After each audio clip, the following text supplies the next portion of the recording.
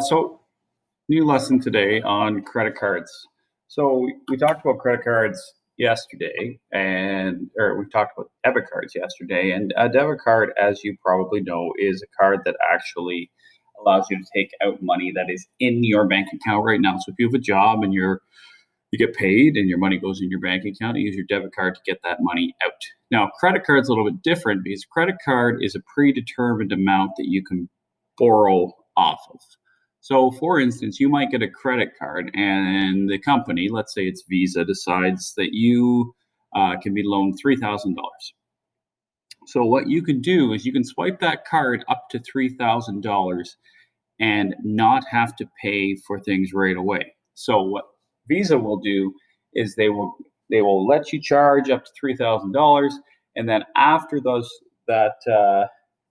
a month they will send you a bill. So Visa gives you a little bit of credit. And when you're given credit, that means that you're given a small short-term loan. And I know we've talked about loans and borrowing in the past, and we did that borrowing activity on Tuesday. We did pros and cons of borrowing. Now, one thing we know about credit cards is they're kind of expensive. So if you do happen to borrow money using a credit card, we've talked about this in the past. A card like a Visa is going to be a much higher interest rate than getting a lower interest loan. But credit cards are handy. They help you out. They let you buy things. Your debit card probably has a limit. Your credit card might have a higher limit. If you look for best credit cards, Google already knows what I'm going to look for. You can read about them all day. MoneySense.ca is a very informative website. There's lots of sponsorship on it, though, so don't take your facts from there all the time. They talk about the basically three big companies. So you'll see Visa, you'll see American Express, and you'll also see MasterCard. So Visas and American Express and MasterCard are offered by a number of different places. You've probably noticed that you go in a place like Costco even, and they'll offer you a MasterCard. You go in a place like Walmart, and they offer you, I think it's a Visa, maybe it's a MasterCard. Costco used to be an American Express card, but those are the three big credit card companies. So the reading I've got for you to do today talks about credit card. It allows a person to buy items without paying for them immediately. A credit card is considered a way of borrowing money for a short time, and most credit cards charge a higher than usual interest rate, which we've talked about. So there are three big companies: Visa, American Express, and MasterCard. When you apply for a credit card, you have to give them lots of information about yourself, because that company, they want to make sure that they don't loan you too much money. Honestly, they want to loan you just a little more than you need, so that you will spend a little bit more than you should and you will pay them some interest. But they don't want to loan you so much money that you just say, oh, forget it, I can never pay this back, and you never pay them back. Because if they charge you interest but you never pay it back, they're going to lose.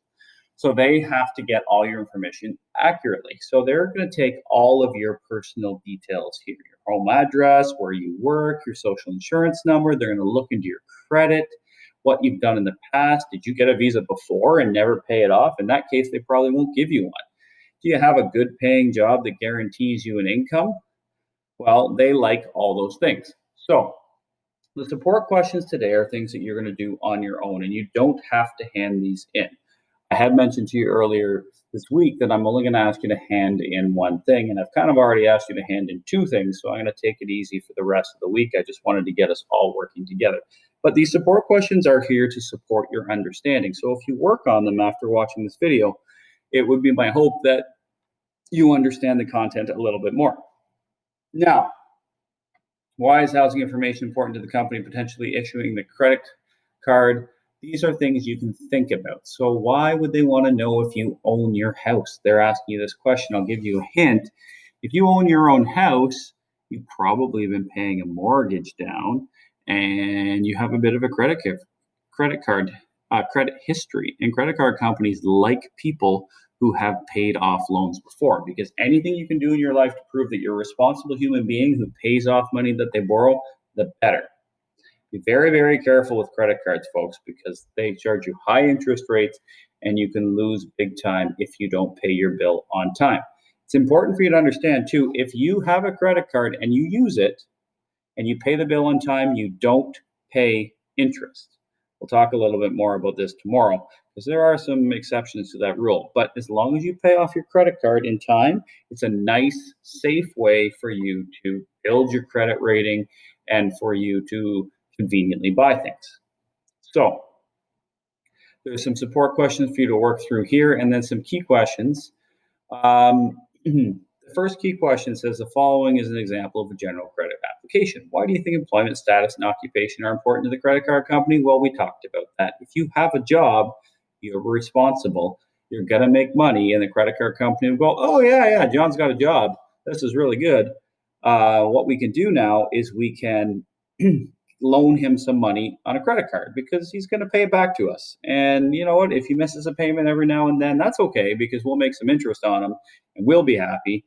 And the other thing that you need to understand is when a credit card is used, the store you're using on it pays a fee.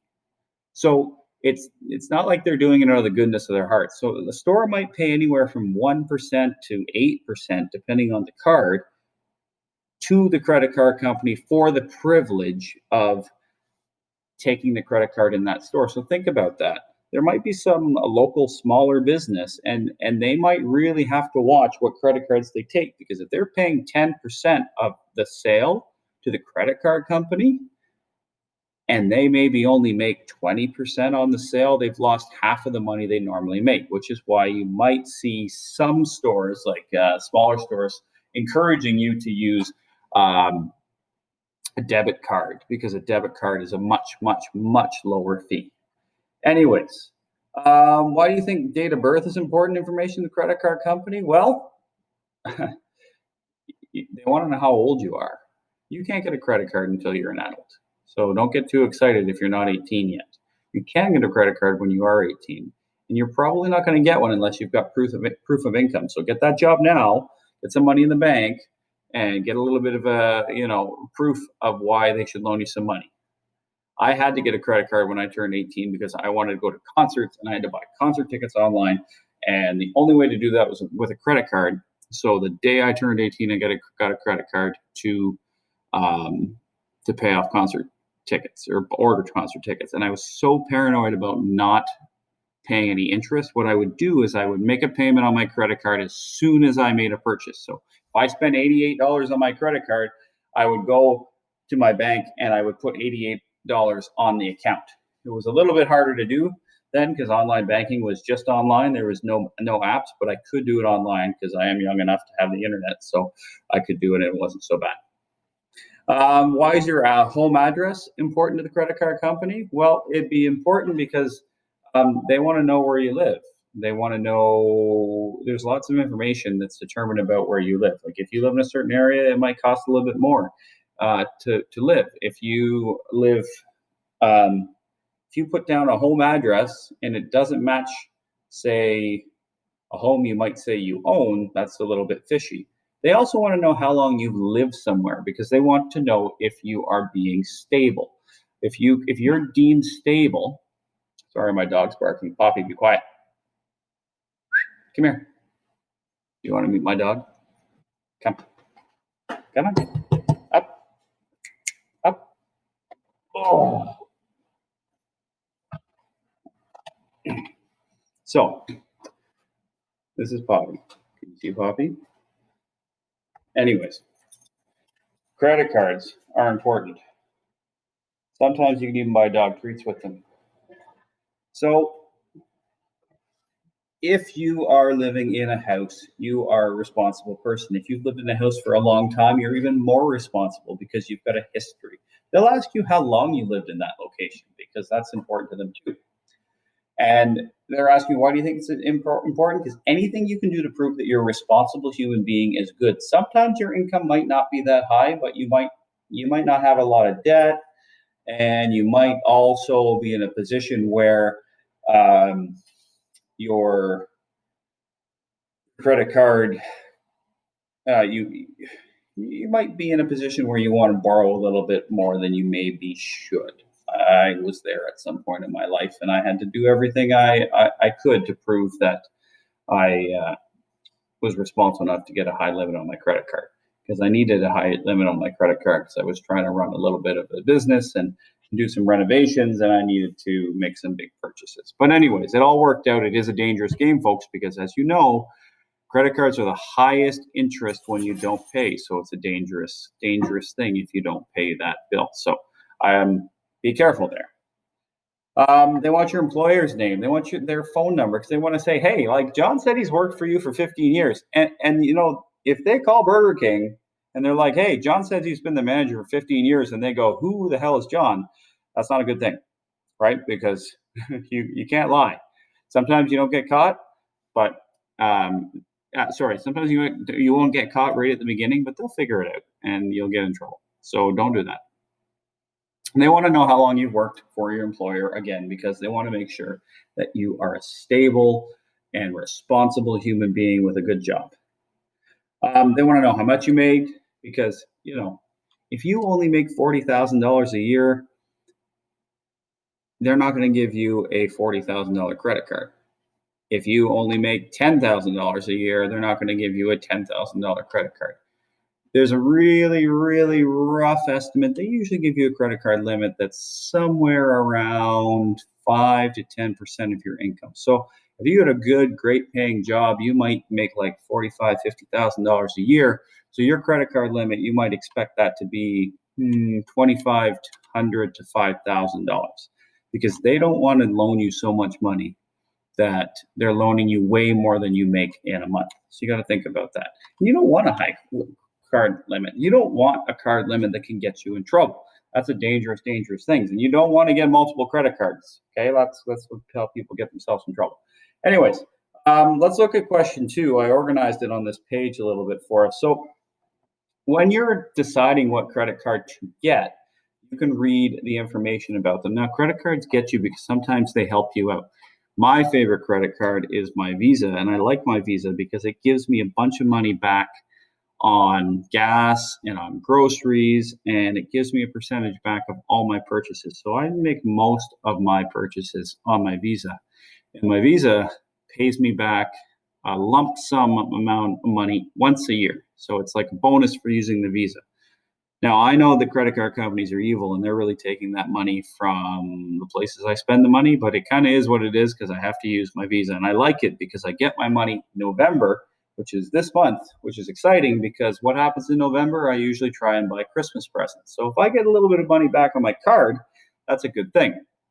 So the second key question asks you to compare these two credit cards. One is an American Express, and one is a WestJet Mosaic MasterCard. These are both real cards. At least they were. So what does the WestJet one do? Well, it offers you air miles. So it's saying 1 air mile for every $15 in card purchases. So what's an air mile? Well, it's a mile you can fly in the air. So every $15, they're saying you get 1 air mile, which is kind of interesting. Now, there's going to be restrictions on air miles, like where you can actually fly. But think about it. You want to fly 5,000 miles? Well, whatever 15 times 5,000 is, you're going to, if you spend that on your card, they're going to give you like a little bit of a credit account that you can trade in for free flying, which is pretty cool. They say there's a minimum credit limit. So the lowest credit limit they give you is $500. There's a $70 annual fee. What? They're charging you to have the card. Lots of people do that. And be careful because unless you really think that this bonus reward system is really good, don't get a credit card that charges you an annual fee. Okay? Get a free one. There's lots of free ones. Your bank will offer you a free one unless you're really, really, really into something like flying or you think you're going to make a lot of purchases and it's worth paying a fee. Don't do it. It says you get additional cards for free, so 3 cards per count. What does that mean? You can give a card to your spouse. You can give a card to your children sometimes, not in their name, but you can give an extra card, which is kind of cool. And it says the annual rate is 10.5%, which, to be honest, for a credit card, that's like really good. Some credit cards are 30%. Like the Home Depot credit card is 30%. That's one of the worst, most evil credit cards in the world. Could you imagine paying 30%? That's 30% a year. Absolute insanity. So in the Costco one, you get a cash rebate of 2%, no annual fee. That's good. It says 4.9% on balance transfer the first 6 months of card memberships. Don't worry about that. That just means if you had another credit card with a higher interest rate and you wanted to transfer money to this card, they will give you that 4.9 balance transfer fee rate, which means say you had that evil Home Depot credit card for 30% and you're like, oh my God, this is ruining my life. I'm paying 30% a year and I don't know how I'm ever going to pay this off. You could get this card, transfer the money to this card, and then pay less. It says you can get a $50,000 credit limit. Holy crap. Could you imagine spending $50,000 in a month on something? Please don't do that. It says you have to have a $15,000 minimum personal income to apply. So there you go. That's $15,000. Just so you know, $15,000, that's about like, well, there's some really simple math. If you make $20 an hour and you work full time, you make about $40,000 a year. So $15,000 is less than minimum wage full time, because minimum wage full time is about $28,000 to $30,000 a year. So even if you are a student, it's entirely reasonable that this is about like student minimum wage. Wow, sorry, it's kind of messy. So you get free supplementary cards, you can transfer balance, and it says, oh, look at this. Okay, you see that? 18.25%. Be careful, because that is way more than 10.5%. Obviously, what are they hoping? They're hoping that you don't pay this off. Okay, they want to charge you 18.25%. Remember, the interest rate doesn't matter until you are paying interest rate. Okay, so what is the annual fee for each of the credit card offers? We had one, we had $70, and the other was free. Why do you think the annual fee varies from card to card? Well, because the benefits are better on some. So maybe benefits.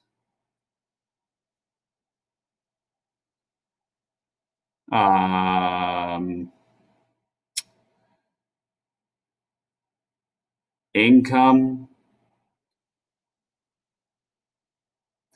Maybe they want you to keep it. If you're paying $70 a year for something, maybe you're more inclined to use it. They want you to use it. It's kind of a little bit of a trick. You get something for free, like, I don't care about it so much. You pay for a credit card. Well, you pay for a credit card, you're going to use it. Minimum credit card limit on the Mosaic is $500. The max credit limit is a $50,000. It doesn't always say this information on the website, but you can look at it. What's the annual interest rate for each of the cards? We talked about that. So that was 10.5 for the MasterCard, and it was 18.9 for the what we call an Amex, an American Express. Suppose you charge interest on an item that you purchased on a credit card. Which of the two cards would be best to use? You want to pay interest? Well, obviously, you want the Mosaic MasterCard. It's cheaper. Why would you pay more interest when you could pay less interest? Please don't do that, right? That doesn't make any sense at all. Credit limits are a maximum you're allowed to owe on a card at any one time. You can request a credit limit increase if you do the card issuer's checks to see if you owe money on other loans and credit cards before giving an increase. Why do you think a card company does that? I hope you're all saying they want to check your reliability.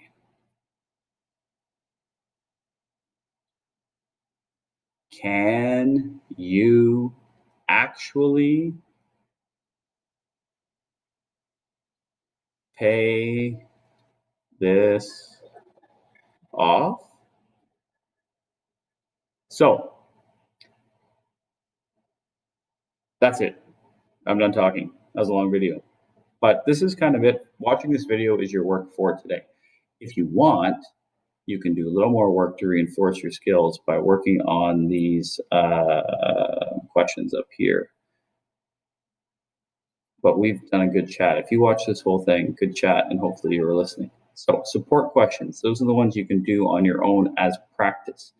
You don't have to hand them in. You can if you want. If you want to send me a copy of anything you do, that's cool, because I always like to see what you're doing. So the 2 questions that you do 1, 2, 3, and I also gave you the answers to these questions. So if you want to maybe think about them in your head this time and check your answers at the bottom, also okay. Anyways, talk to you later. Thanks, folks. Bye.